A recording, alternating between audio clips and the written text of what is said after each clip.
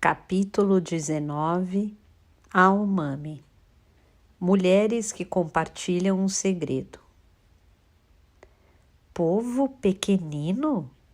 Perguntou a Umami com a voz meiga, enquanto observava atentamente o rosto da menina. Quem é esse povo pequenino? Bastou falar isso para que Tsubasa não abrisse mais a boca e seus olhos perdessem a profundidade. Era como se grande parte de sua energia tivesse sido consumida só pelo fato de proferir essas palavras. São pessoas que você conhece? Perguntou a Umami. Novamente, não houve resposta.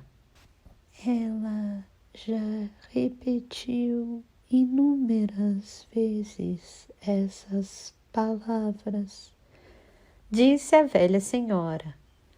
Povo pequenino, não sei o que isso significa. As palavras povo pequenino pareciam impregnadas de mau agouro. Aos ouvidos de Umami, eram percebidas como um distante ribombar de trovoadas. Ela perguntou à velha senhora: Foi esse povo pequenino que a machucou? A velha senhora balançou a cabeça, discordando. Não sei. Seja lá o que for, esse algo chamado povo pequenino possui um significado muito importante para ela. A menina colocou suas pequenas mãos sobre a mesa, uma ao lado da outra, e, mantendo a postura imóvel, observava atentamente com seus olhos opacos um ponto fixo no espaço. Umami perguntou para a velha senhora: Afinal, o que aconteceu com ela? Ela respondeu com um tom de voz que poderia ser interpretado como desprovido de emoção.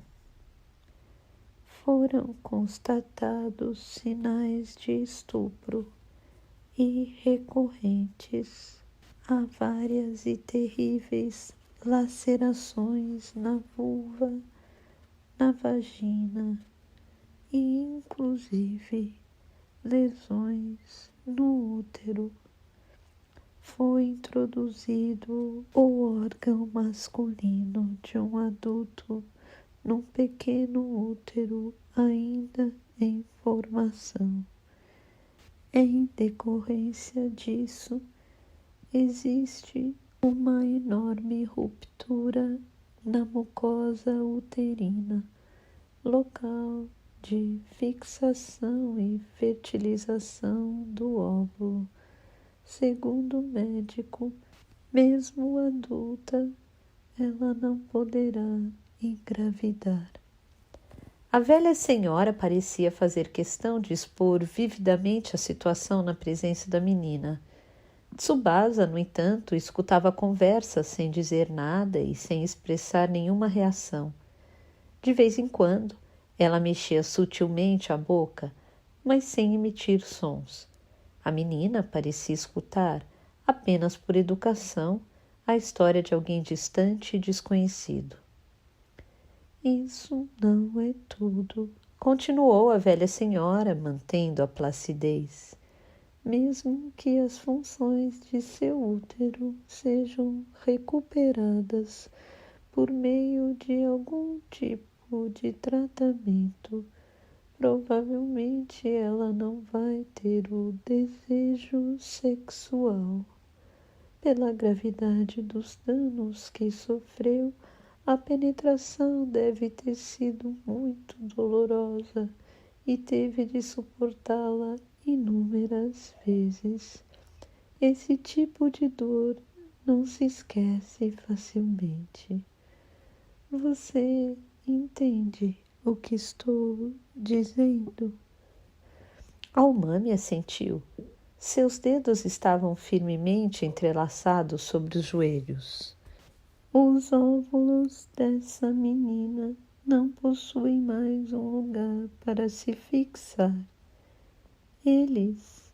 A velha senhora lançou um rápido olhar para a menina e continuou. Eles se tornaram infertilizáveis. Almami não sabia ao certo até que ponto Tsubasa entendia a conversa, mas, apesar do que pudesse entender, seus sentimentos pareciam estar longe e não ali naquele momento. Possivelmente estariam em algum outro lugar, trancados num quarto pequeno e escuro. A velha senhora continuou. Não estou querendo dizer que a única razão de viver de uma mulher seja engravidar e ter filhos. Cada pessoa tem a liberdade de escolher a vida que quer levar. Mas tirar à força esse direito inato da mulher é inadmissível. Almami concordou sem dizer nada. Realmente inadmissível, repetiu a velha senhora. Almami percebeu um leve tremor em sua voz. Ela parecia estar perdendo aos poucos o controle das emoções. Essa menina fugiu sozinha de algum lugar. Não sei como conseguiu escapar, mas ela não tem nenhum outro lugar para ir. Não existe nenhum outro local seguro para ela. Onde estão os pais? Com uma expressão de preocupação estampada no rosto, a velha senhora começou a dar leves toques na mesa com as unhas dos dedos. Sabemos aonde os pais dela se encontram, mas foram eles que consentiram tal atrocidade. Isso explica a razão de ela ter fugido. Você quer dizer que os pais permitiam que a filha fosse estuprada? Não só permitiam, como também encorajaram. Mas por que é que... Almami teve de interromper a frase por não encontrar palavras adequadas. A velha senhora balançou a cabeça em sinal de desaprovação. É uma história terrível, difícil de perdoar. E ainda há outras questões envolvidas. Não se trata apenas de um caso isolado de violência doméstica. O médico quis comunicar o fato à polícia, mas eu pedi que não o fizesse. Por sermos amigos de longa data, consegui convencê-lo a não denunciar o caso. Por quê? Perguntou Almami. Por que a senhora não quis comunicar isso à polícia? O que fizeram com esta menina é algo imoral. É um crime hediondo que será punido com uma pena rigorosa, disse ela, escolhendo cuidadosamente as palavras. Mesmo que fôssemos agora, neste momento, comunicar o fato à polícia, que tipo de providências você acha que eles tomariam? Como você mesma pode ver, a menina quase não fala. É incapaz de explicar o que aconteceu e o que fizeram com ela. Mesmo que consiga, não teríamos meios de comprovar a veracidade das informações. Se ela for entregue à polícia, a possibilidade de ser devolvida aos pais é grande. Ela não tem para onde ir e, legalmente, O direito à guarda é dos pais. Se ela voltar para eles, provavelmente será submetida de novo ao mesmo processo mais e mais vezes. Não posso permitir isso. Almami concordou. Eu mesma vou cuidar desta menina, disse a velha senhora categórica. Não vou deixar que a levem, mesmo que seus pais ou qualquer outra pessoa venha buscá-la. Não vou entregá-la. Pretendo escondê-la e lhe dar educação e sustento. Não vou deixar que a levem, mesmo que seus pais ou qualquer outra pessoa venha buscá-la. Não vou entregá-la. Pretendo escondê-la e lhe dar educação e sustento.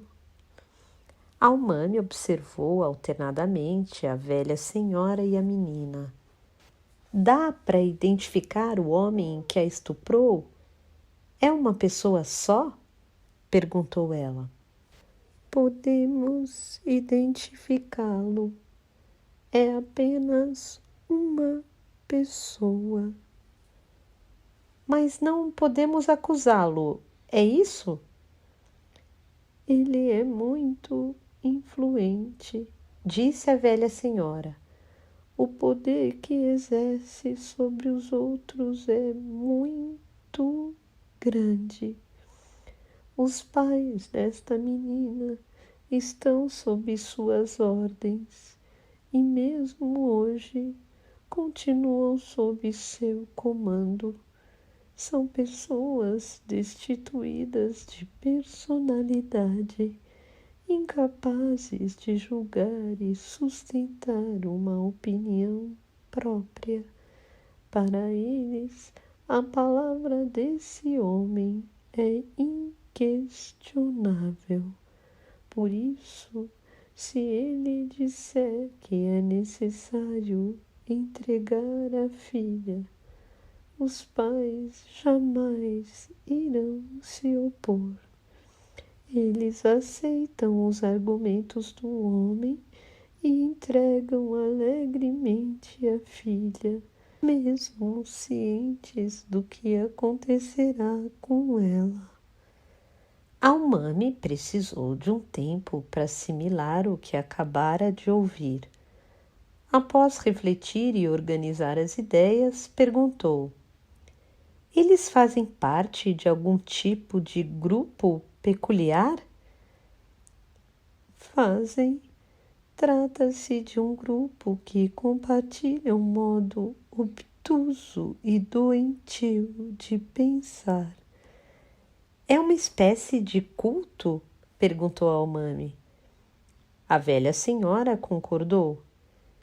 Isso mesmo, um culto extremamente nocivo e perigoso. Realmente só poderia ser um culto. Pessoas que somente obedecem a ordens, pessoas destituídas de personalidade, incapazes de julgar e de ter opinião própria. Não seria nada estranho se isso também tivesse acontecido comigo, pensou Almami, mordendo os lábios. Nunca houve casos de estupro entre as testemunhas de Jeová. Pelo menos Almami nunca fora molestada sexualmente. Os irmãos e irmãs que a cercavam eram todos pacíficos e íntegros. Levavam a sério a sua crença religiosa e seguiam suas vidas respeitando a doutrina, em alguns casos, até sacrificando a própria vida. No entanto, nem sempre lutar por uma boa causa produz um bom resultado. E o estupro não danifica somente o corpo. A violência nem sempre é visível, nem sempre o sangue escorre pelo ferimento. Tsubasa fez a Umami se recordar de quando tinha a mesma idade. Naquela época, a Umami conseguira fugir por vontade própria. Em casos como o da menina, tão seriamente machucada, possivelmente não havia como reverter a situação. Ela nunca mais conseguirá resgatar sua inocência. Ao pensar assim, a Umami sentiu uma intensa dor no peito. O que descobria no interior de Tsubasa era uma possibilidade em sua própria vida, algo que poderia ter acontecido com ela. Umami, disse a velha senhora, como quem vai confidenciar um segredo. Sei o quanto é inconveniente de minha parte, mas tenho de dizer que mandei que investigassem sua vida. Ao ouvir isso, a Umami voltou a si e, de imediato, mirou a velha senhora. Ela prosseguiu. Foi logo depois daquela conversa que tivemos aqui. Espero que você não se sinta ofendida. Não estou ofendida, disse a Umami. Diante das circunstâncias, acho normal que queira me investigar. Afinal, o que fazemos não é algo comum. Você tem razão. Caminhamos sobre uma linha muito tênue. Por isso a confiança deve ser mútua.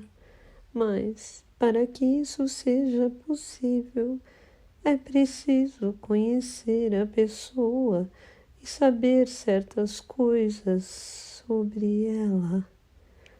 Foi por isso que mandei fazer uma investigação completa sobre sua vida, de seu passado até hoje. Posso dizer que sei quase tudo. Ninguém é capaz de saber tudo, nem Deus, possivelmente.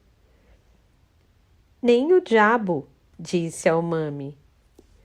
Nem o diabo, repetiu a velha senhora com um discreto sorriso. Sei que você possui uma ferida no coração por ter participado de um culto quando pequena. Seus pais eram e continuam sendo fervorosos fiéis das testemunhas de Jeová. Eles jamais perdoaram o fato de você ter abandonado a religião. Isso faz você sofrer até hoje. A Umami concordou sem dizer nada. A velha senhora continuou. Sinceramente, não considero as testemunhas de Jeová uma religião séria. Se você sofresse um ferimento grave ou ficasse doente e precisasse ser operada, possivelmente teria morrido. Uma religião que não permite uma cirurgia necessária para salvar vidas, só porque vai contra a interpretação literal das palavras escritas na Bíblia, não passa de um culto que abusa do poder para extrapolar os limites doutrinários. A Umami concordou. Rejeitar a transfusão de sangue é a primeira lição que os testemunhas de Jeová ensinam às crianças. Elas aprendem que serão muito mais felizes morrendo com o corpo e a alma puros, para serem conduzidos ao paraíso do que fazendo a transfusão, desobedecendo às palavras de Deus e descendo ao inferno. Não existe meio termo, só há 2 caminhos a seguir: inferno ou paraíso. As crianças não possuem a capacidade de julgar e, portanto, não podem discernir se esse tipo de raciocínio é social e cientificamente aceito como verdade. Estão sujeitas a acreditar em tudo que os pais ensinam. Se a umami necessitasse de uma transfusão de sangue, certamente obedeceria a seus pais e morreria rejeitando a transfusão, e teria ido ao paraíso ou coisa que o valha. Esse culto é conhecido? Perguntou a umami. Ele se chama Sakigake. Creio que você já deve ter ouvido falar dele. Houve uma época em que o nome saía quase diariamente nos jornais. A umami não se lembrava de tê-los visto, mas achou melhor concordar de modo ambíguo, sem dizer nada.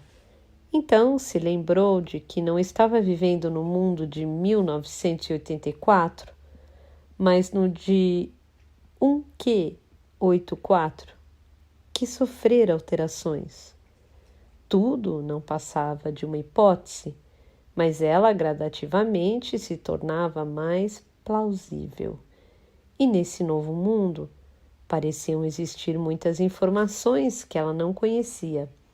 Precisava ficar muito atenta a tudo. Precisava ficar muito atenta a tudo. A velha senhora prosseguiu. No começo, Sakigake era uma pequena comuna agrícola administrada por um grupo recém-formado de esquerda que havia fugido da capital, mas que, num determinado momento, mudou suas diretrizes e se transformou num grupo religioso. Os motivos e as circunstâncias que levaram a isso ainda são desconhecidos. A mudança, sem dúvida, é muito estranha. De qualquer modo, a maioria dos membros permaneceu no local. Atualmente, são conhecidos como um grupo religioso, mas pouco se sabe sobre sua religião. Dizem que é um ramo do budismo esotérico, mas sua doutrina deve ser eclética. Essa religião vem conquistando rapidamente novos adeptos e se torna cada vez mais poderosa.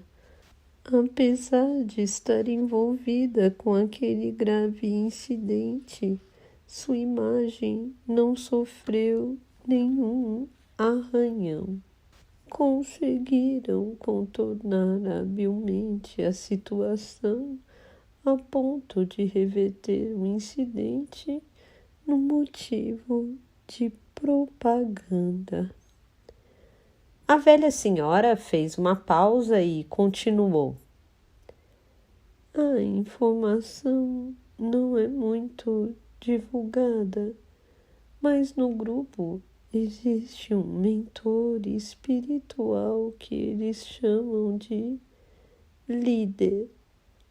Os fiéis acreditam que possui poderes especiais. Ele os usa para curar doenças graves, prever o futuro e provocar fenômenos sobrenaturais. É claro que tudo não passa de uma tremenda enganação muito bem engendrada, mas graças a esses tais poderes, muitas pessoas são atraídas para o grupo. Fenômenos sobrenaturais? A velha senhora franziu a testa, unindo as sobrancelhas de belo formato. Não sei exatamente o que isso significa. Para ser sincera, não tenho nenhum interesse no ocultismo. Esse tipo de charlatanismo sempre existiu, desde os tempos remotos e em todas as partes do mundo. O truque é sempre igual e, mesmo assim, nunca deixa de existir. A maioria das pessoas não quer acreditar na verdade, e sim no que desejam que seja a verdade. Elas podem estar com os olhos bem abertos, mas não enxergam nada.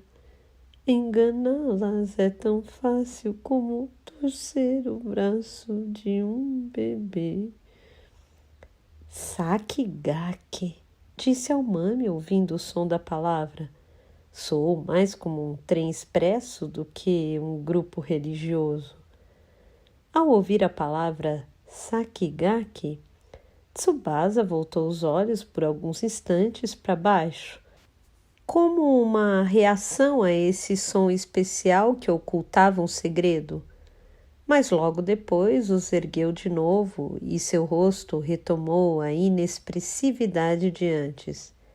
Era como se, de repente, um pequeno redemoinho surgisse dentro dela e se dissipasse no instante seguinte. Foi o líder de Sakigake que violentou Tsubasa, disse a velha senhora. Ele a forçou a isso com o pretexto de que assim ela receberia iluminação espiritual. Para os pais foi dito que a cerimônia teria de ser realizada antes da primeira menstruação e que essa genuína espiritualidade só poderia ser entregue a uma menina pura. Explicou também que a intensa dor que ela sentiria durante a cerimônia era uma provação que necessariamente deveria vencer para atingir um nível de espiritualidade maior. Os pais acreditaram. É difícil ver até que ponto as pessoas podem ser tão idiotas. Tsubasa não foi a única. Segundo informações que obtivemos, outras meninas do grupo sofreram os mesmos abusos. Esse líder é um pervertido com gostos sexuais doentios. Não temos nenhuma dúvida. A religião e a doutrina não passam de um disfarce para encobrir seus desejos. Esse líder tem nome? Infelizmente, ainda não descobrimos seu verdadeiro nome. Todos o chamam de líder. Não sabemos quem é, seu histórico e muito menos como é seu rosto. Fizemos de tudo para tentar descobrir sem sucesso. São informações totalmente sigilosas. Ele fica resguardado nas montanhas de Yamanashi e praticamente não aparece em público. Mesmo entre os membros, poucos são os que têm acesso a ele. Dizem que costuma meditar num local escuro. E cabe a nós impedi-lo de ficar por aí agindo a seu bel prazer. A velha senhora olhou para Tsubasa e disse calmamente: não podemos permitir que ele continue a fazer mais vítimas. Não acha? Precisamos fazer alguma coisa. A velha senhora estendeu os braços e colocou as mãos sobre as de Tsubasa, imersa em pensamentos. Um tempo depois, disse: isso mesmo. A informação de que ele continua praticando essas perversidades é segura? Almami perguntou. A velha senhora assentiu. Temos a confirmação de que os estupros estão ocorrendo dentro do grupo. Se é verdade, é algo realmente imperdoável, disse Almami, procurando manter a voz serena. Não podemos permitir que ele continue fazendo vítimas. Na mente da velha senhora, inúmeros pensamentos pareciam se entrelaçar e competir entre si. Um tempo depois, falou. Precisamos obter informações mais detalhadas e saber melhor quem é esse líder. Não podemos deixar nenhuma dúvida. Afinal, é a vida de uma pessoa que está em jogo. Quer dizer que é muito difícil ele aparecer em público? Isso mesmo. E possivelmente deve estar bem escoltado. Almami estreitou os olhos e se lembrou do picador de gelo especial guardado na gaveta da cômoda. Lembrou-se principalmente da ponta muito fina. Vai ser um trabalho bem difícil, disse ela. Especialmente difícil, disse a velha senhora. Em seguida, tirou as mãos que estavam sobre as de Tsubasa e apoiou o dedo médio na sobrancelha. Esse gesto, que não era muito comum, era um sinal de que tentava encontrar uma solução. Foi então que Almami disse: parece quase impossível eu ir sozinha até as montanhas de Yamanashi, me esconder no meio de um grupo com forte esquema de segurança, dar um tratamento no líder e deixar o local tranquilamente. Pode funcionar num filme de ninjas, mas... É claro que eu não penso em te pedir para fazer isso, disse a velha senhora, séria. Ao perceber que era uma brincadeira, esboçou um leve sorriso. Está fora de cogitação. Tem mais uma coisa que me intriga, disse Almami, fitando diretamente os olhos da velha senhora. É sobre esse povo pequenino. O que são, afinal? O que fizeram com Tsubasa? Acho importante saber mais. A velha senhora disse, ainda com o dedo apoiado na sobrancelha. Eu também estou intrigada.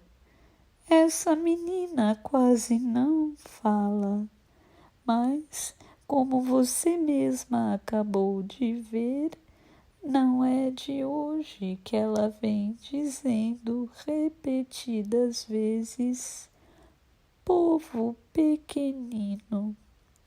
Deve ter um significado muito importante, mas até agora não disse nada sobre eles. Quando toco no assunto, ela se cala. Por favor, Umami, me dê mais um tempo. Vou procurar me informar sobre isso. Tem alguma ideia de como obter mais informações sobre Sakigake? A velha senhora esboçou um sorriso meigo. Não existe nada de tangível neste mundo que o dinheiro não possa comprar. E estou disposta a usar muito dinheiro, principalmente neste caso.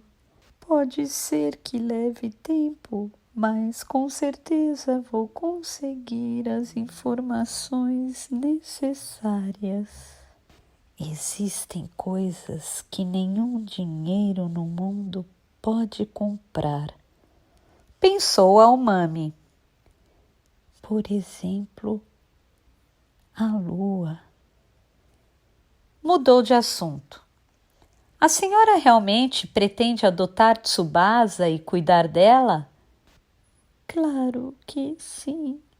Pretendo adotá-la oficialmente.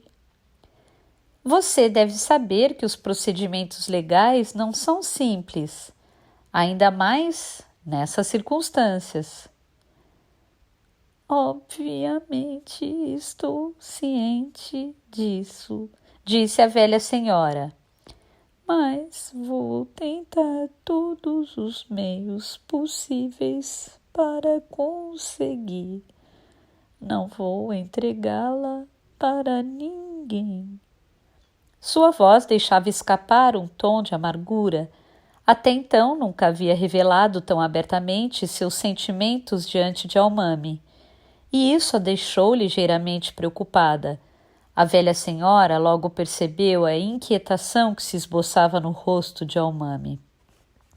Em tom de confidência, a velha senhora disse, com voz mais baixa: Vou lhe dizer algo que nunca revelei a ninguém. Guardei este segredo comigo por ser muito doloroso dizê-lo. Quando a minha filha se suicidou, ela estava grávida de 6 meses. Minha filha provavelmente não queria ter um filho com aquele homem, por isso suicidou-se, levando consigo a criança. Se ela tivesse nascido, hoje teria a mesma idade desta menina. Naquela época, eu perdi ao mesmo tempo 2 vidas que me eram muito importantes. Sinto muito, disse a Umami. Não se preocupe. Essa circunstância pessoal não vai ofuscar meu senso de julgamento. Não vou expô-la desnecessariamente a uma situação de risco. Para mim, você também é como uma filha. Nós já somos uma família. A Umami concordou em silêncio. O vínculo que nos une é muito mais importante que o de sangue, disse a velha senhora com a voz serena. A Umami novamente concordou. Seja como for, esse homem precisa ser apagado, disse a velha senhora como se estivesse convencendo a si mesma. E em seguida olhou para a Umami.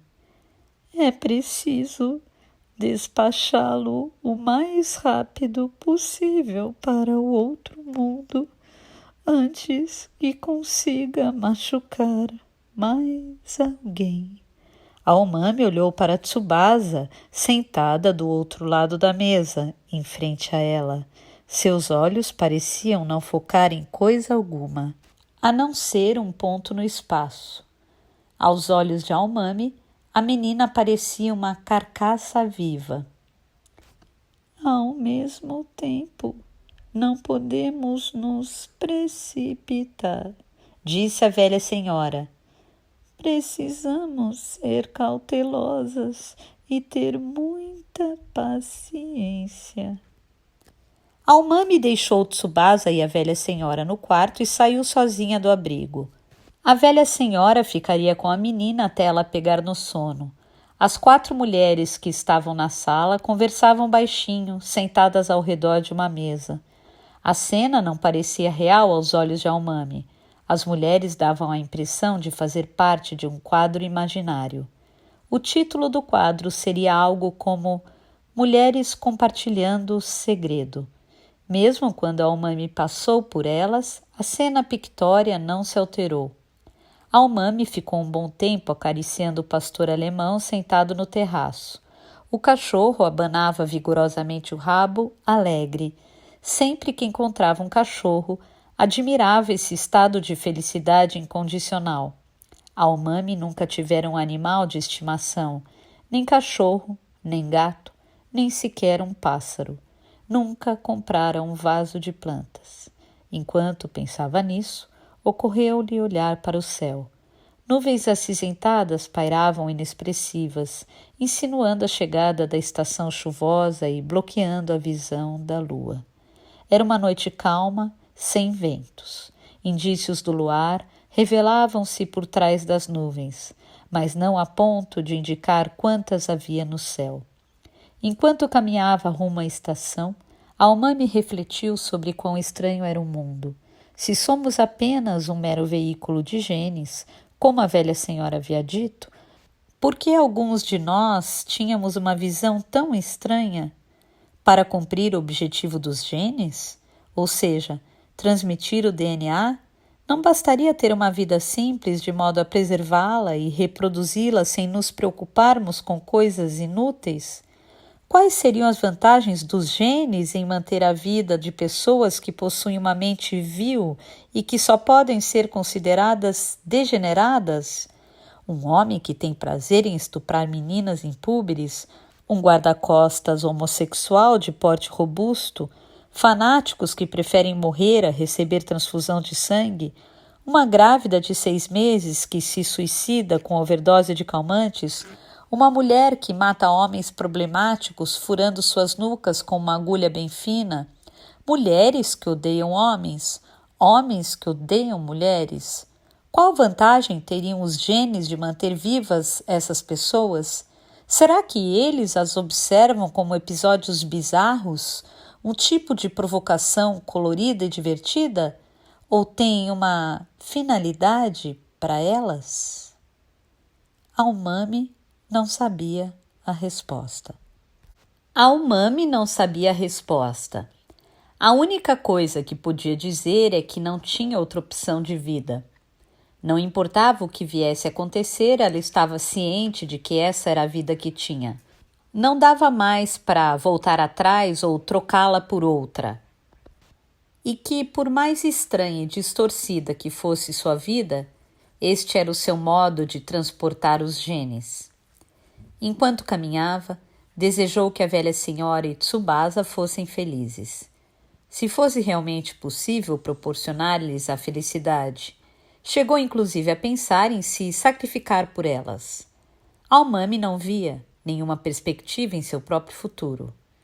Mas, no fundo, também sabia quão difícil seria para a velha senhora e Tsubasa atingirem a vida plena e tranquila, ou pelo menos uma vida que se pudesse chamar de comum, dali para frente. Querendo ou não, eram da mesma espécie.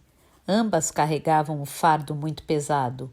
A velha senhora tinha razão quando disse que as 3 eram como uma família. Uma família que, por extensão, possuía em comum profundas feridas no coração, um inescrutável sentimento de perda e a disposição de travar uma batalha sem fim. Ao pensar nessas coisas, Almami se deu conta de que desejava ardentemente o corpo de um homem. Onde já se viu, numa hora dessas, querer um homem? Pensou, balançando a cabeça. Não sabia se o desejo era por estar psicologicamente tensa, um chamado espontâneo dos óvulos que guardava dentro de si ou uma armadilha de seus genes desvirtuados. No entanto, seu intenso desejo parecia ter raízes profundas. Se Ayumi estivesse ali, certamente diria: "Vamos transar para valer." A umami pensou no que fazer. Pensou em ir a um bar de sempre e escolher um cara que lhe agradasse. De metrô, Roppongi era a próxima estação, mas ela estava muito cansada e não usava roupas adequadas para seduzir alguém numa aventura amorosa.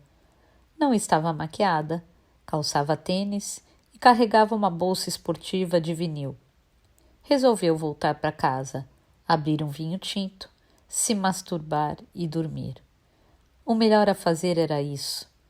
Resolveu também parar de pensar na lua. O homem que se sentou à sua frente entre as estações Hiro e Shiugawaka era do tipo que lhe agradava.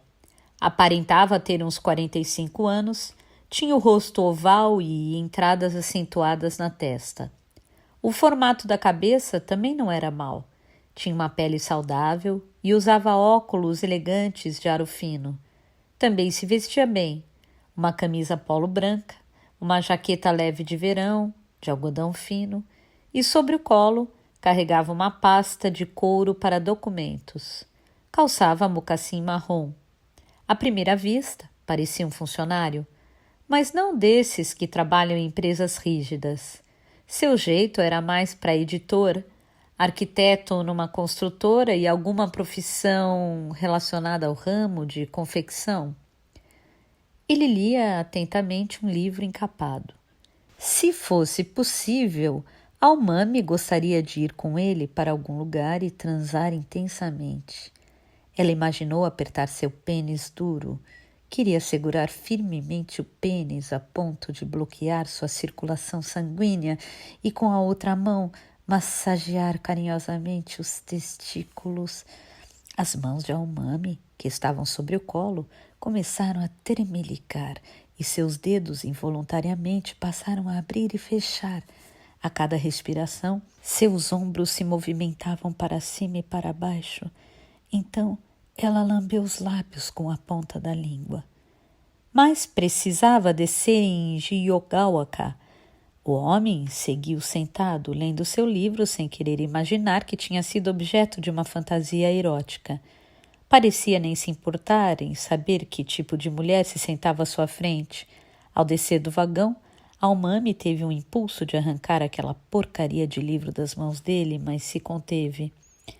À 1 da madrugada, a umami estava na cama dormindo profundamente e seu sonho era erótico. Sonhava ter um belo par de seios do tamanho do formato de toranjas. Os mamilos eram grandes e duros e ela esfregava os seios nos órgãos sexuais de um homem. Ela dormia pelada, com as pernas abertas e suas roupas estavam jogadas ao pé da cama. A umami não tinha como saber, mas enquanto dormia havia 2 luas no céu. Uma delas era a velha lua grande de sempre, a outra, uma lua nova e pequena.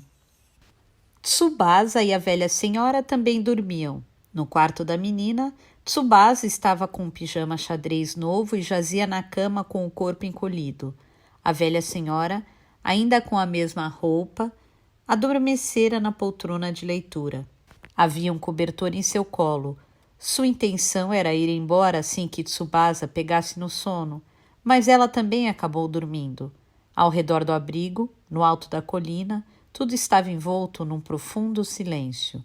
Um silêncio quebrado apenas pelo barulho eventual de um escapamento de moto passando em alta velocidade numa avenida distante, ou a sirene de uma ambulância. O pastor alemão dormia em frente à porta do terraço, o corpo enrodilhado. Cortinas cobriam a janela, mas as luzes das lâmpadas de mercúrio iluminavam-nas de branco. As nuvens começavam a se dissipar e de vez em quando as 2 luas emparelhadas surgiam por entre elas. Os oceanos de todo o mundo adaptavam os movimentos das marés sob a influência das luas. Tsubasa dormia com o rosto apoiado no travesseiro e a boca ligeiramente aberta. A respiração era tranquila e seu corpo praticamente não se mexia, com exceção do ombro, que, vez ou outra, parecia tremer e sutilmente se contrair. A franja cobria seus olhos. Pouco depois, sua boca se abriu lentamente e lá de dentro começou a surgir um a um o povo pequenino. Eles apareciam um após o outro, sempre olhando atentamente ao redor. Se a velha senhora acordasse naquele instante, certamente os teria visto, mas continuava dormindo profundamente e não acordaria tão cedo. O povo pequenino sabia muito bem disso. Ao todo, eram 5. Eles saíam da boca com o tamanho do dedo mindinho de Tsubasa, mais uma vez do lado de fora, eles se contorciam como o desdobrar de um objeto portátil e cresciam até ficar com 30 centímetros de altura. Todos vestiam roupas semelhantes, sem nenhum detalhe em especial. Os rostos também eram iguais, sem qualquer distinção.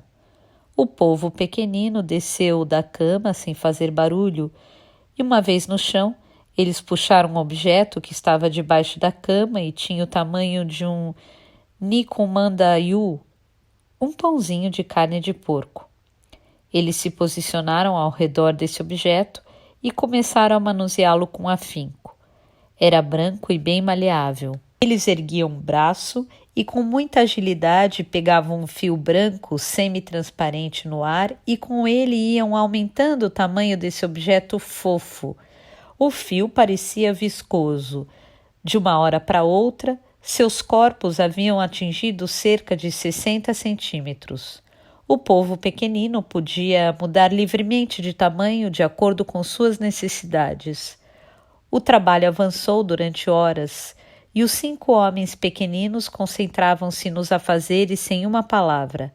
Era uma equipe de trabalho muito rápida e eficiente.